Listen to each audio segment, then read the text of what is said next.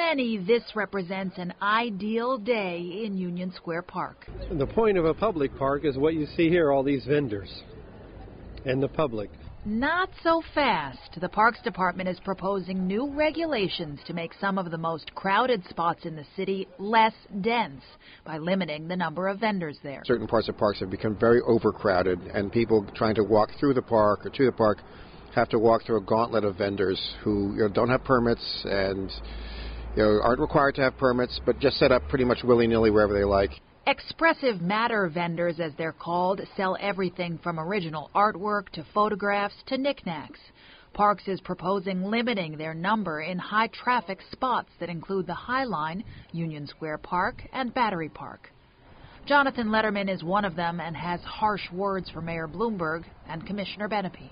They pose as the greatest patrons of the arts, constantly talking about public art and public parks.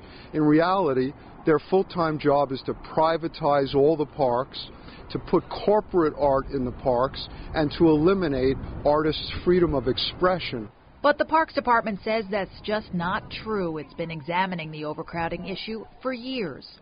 Benepe says even if the restrictions are imposed in some areas, there will still be 28,000 acres of parkland where the vendors can set up shop. In fact, it was at the urging of Robert Letterman that we created these rules in the first place, because he said, why don't you use the sort of street vending regulations and just modify them to use in parks instead of coming up with some kind of a new permitting system. So that's what we did. Over the phone, Letterman said, quote, "The notion they did this to satisfy me is truly a comical one. But vendors say there's nothing funny about the possibility of moving."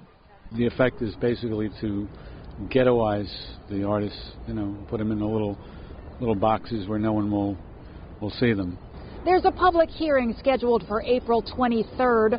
30 days later, the rules go into effect, either as originally written or modified. In Manhattan, Rebecca Spitz, New York 1.